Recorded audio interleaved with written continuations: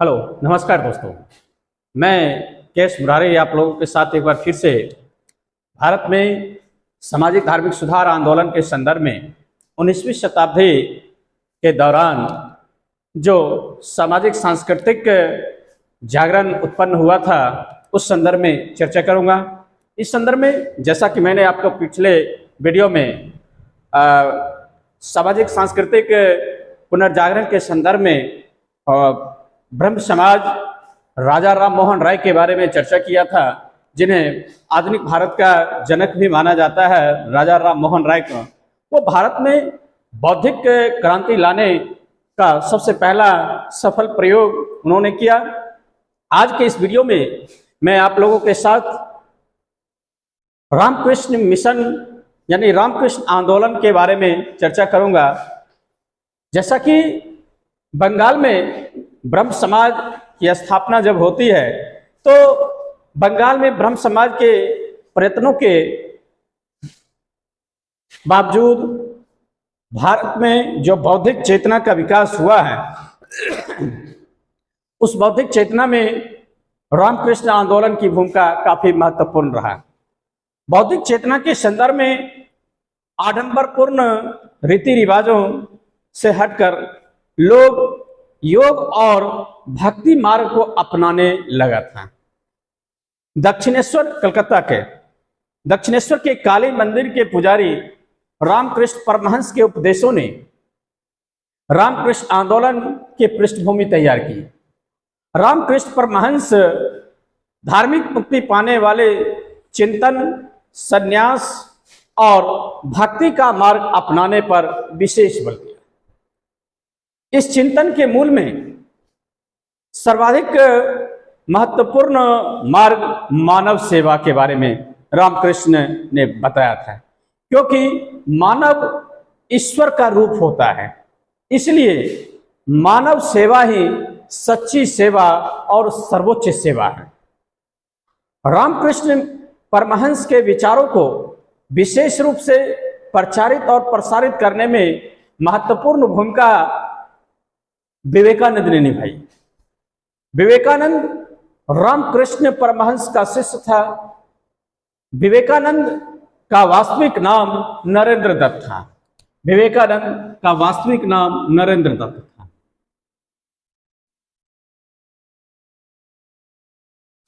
रामकृष्ण परमहंस ने परमहंस मठ की स्थापना की।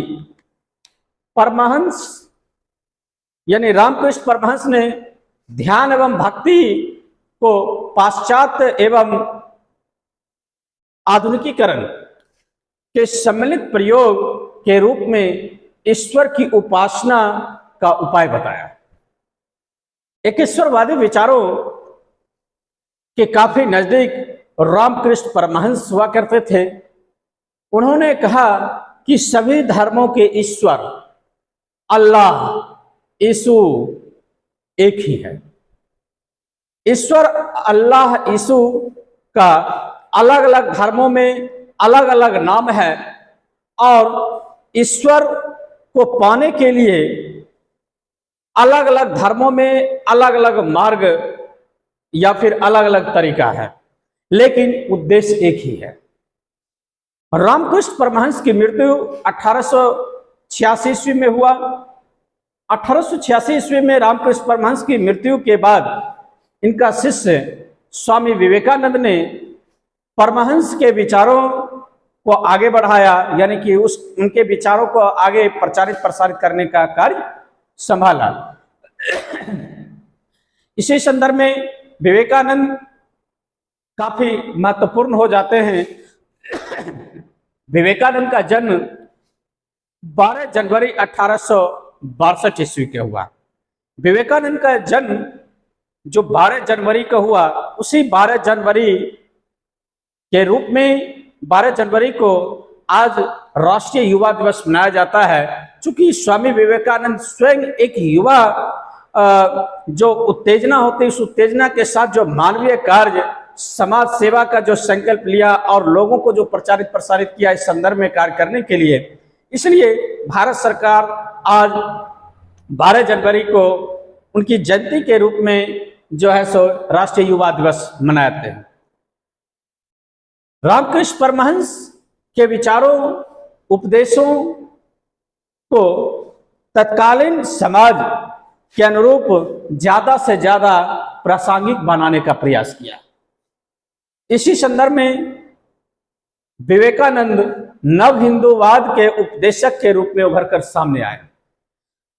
नव हिंदूवाद के उपदेशक के रूप में उभर कर सामने आए। 1897 ईस्वी में रामकृष्ण परमहंस के शिक्षा या फिर उनके विचारों या फिर उनके उपदेशों को प्रचारित प्रसारित करने के लिए रामकृष्ण मिशन की स्थापना स्वामी विवेकानंद ने की। विवेकानंद ने सामाजिक कार्यों पर जोर दिया। इस संदर्भ में उन्होंने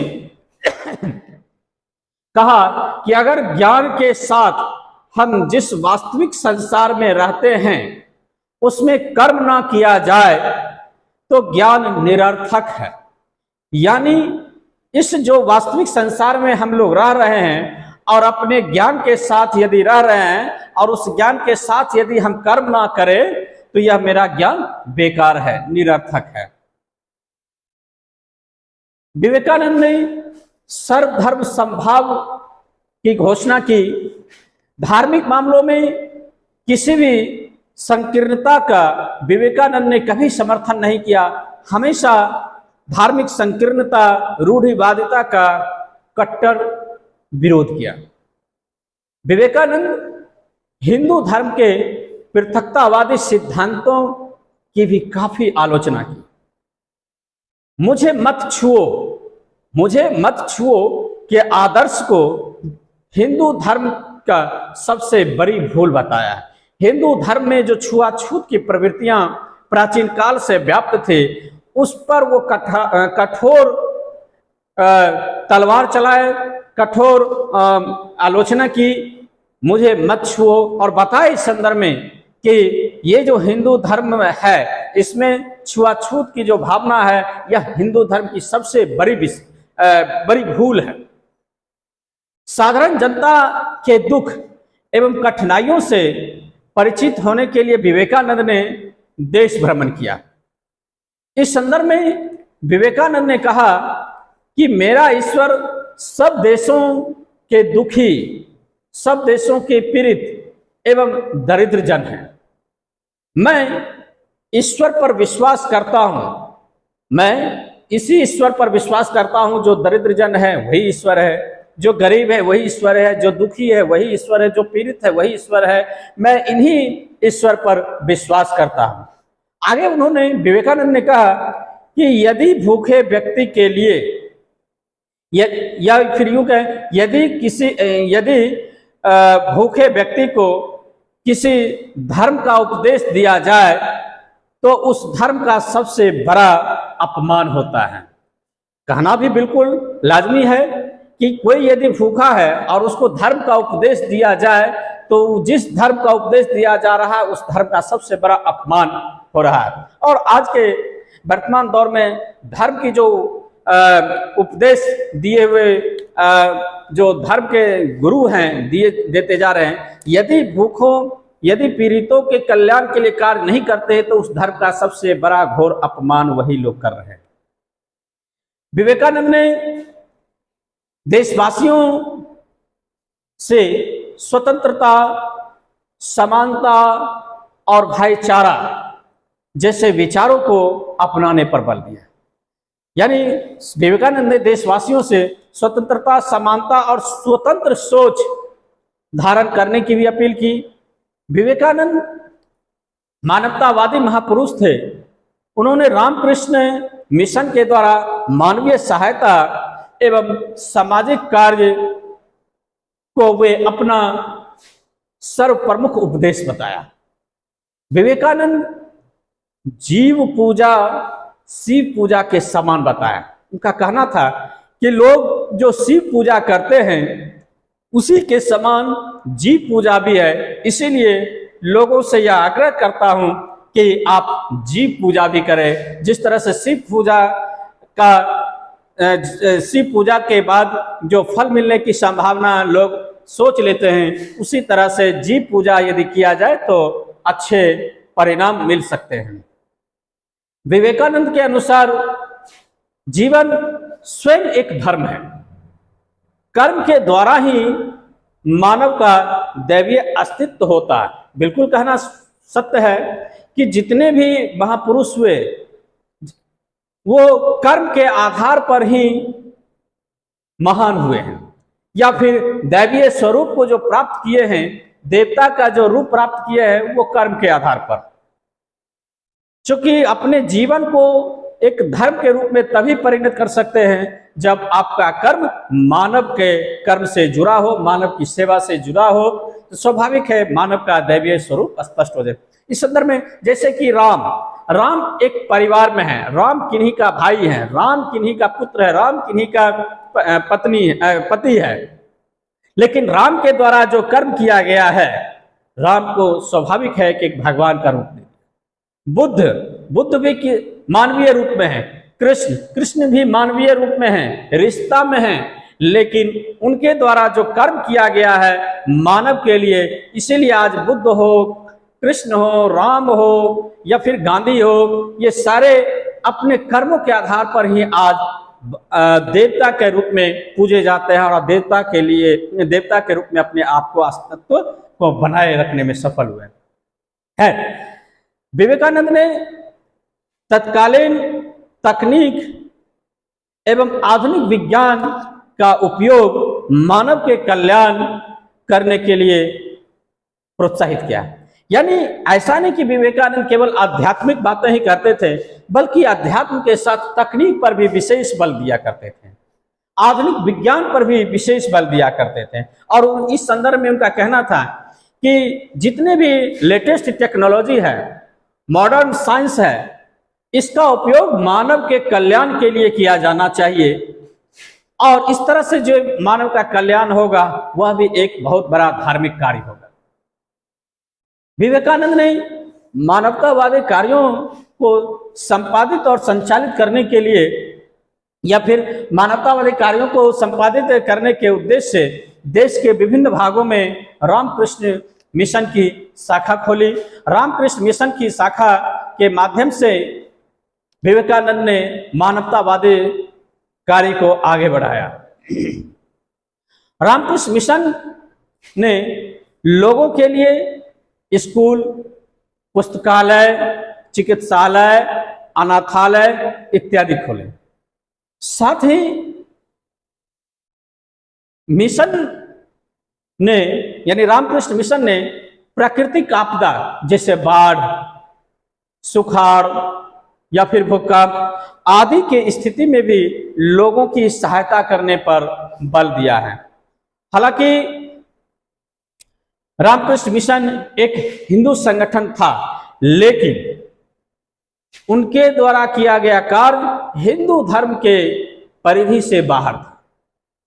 यानी उनके कार्य अन्य धर्मों के लिए भी था, ना कि केवल हिंदू धर्म की परिधि में सिमट कर था। उनका जो धर्म था वह सर्वधर्म समभाव था, यानी सभी धर्मों के लिए समान भाव रखने वाला धर्म था। आर्य समाज जो स्वामी दयानंद सरस्वती ने स्थापित किया था, तो आर्य समाज के विपरीत रामकृष्ण मिशन मूर्ति पूजा का समर्थन किया। मिशन के अनुसार मूर्ति पूजा उपासना का एक उत्तम और सरल तरीका है। एक तरफ जहां आर्य मूर्ति पूजा का विरोध किया, वहीं विवेकानंद के द्वारा जो स्थापित रामकृष्ण मिशन है उसके द्वारा मूर्ति पूजा पर बल दिया गया और कहा गया कि मूर्ति पूजा उपासना का उत्तम और सरल तरीका है, क्योंकि मूर्ति पूजा से कोई भी व्यक्ति कम समय में ईश्वर की वंदना में निपुण हो सकता है। 1893 ईस्वी में विवेकानंद ने शिकागो, अमेरिका में, USA, United state of America, Chicago में संपन्न सर्वधर्म सम्मेलन के माध्यम से लोगों को यह बतलाने का प्रयास किया कि वेदांत केवल हिंदुओं का ही नहीं है बल्कि सभी लोगों के लिए है।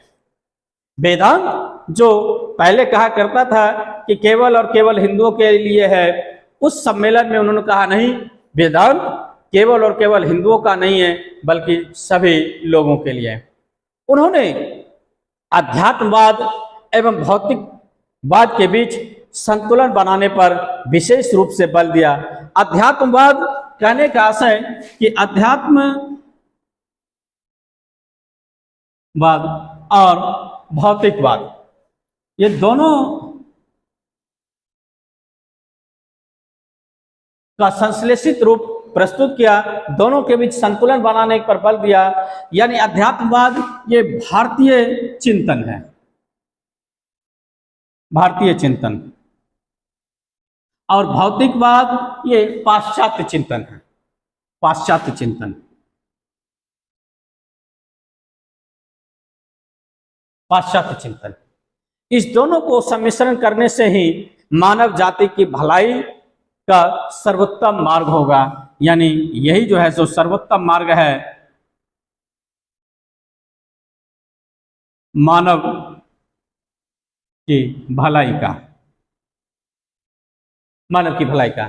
तो इस प्रकार से विवेकानंद न केवल अध्यात्म पर बल दिया, यानी केवल भारतीय चिंतन पर बल दिया, बल्कि पाश्चात्य चिंतन के संदर्भ में भौतिकवाद को भी बढ़ावा देने पर बल दिया, मानव कल्याण के संदर्भ में तकनीक को बढ़ावा देने पर बल दिया, मानव कल्याण के संदर्भ में। इस तरह से स्वामी विवेकानंद आज भी प्रासंगिक है आधुनिकता के इस युग में, latest Google age 21st of century में भी जो है टेक्नोलॉजी को बढ़ावा देने के लिए आज भी विवेकानंद का विचार प्रासंगिक है, रिलेवेंस है। तो इस तरह से आज के इस वीडियो में मैं रामकृष्ण मिशन स्वामी विवेकानंद के बारे में चर्चा किया। आशा है कि आपको यह वीडियो अच्छा लगा होगा, और अच्छा लगा होगा तो एक कमेंट, लाइक करते हुए आप इस चैनल को अधिक से अधिक शेयर कर सब्सक्राइब करें। Thank you.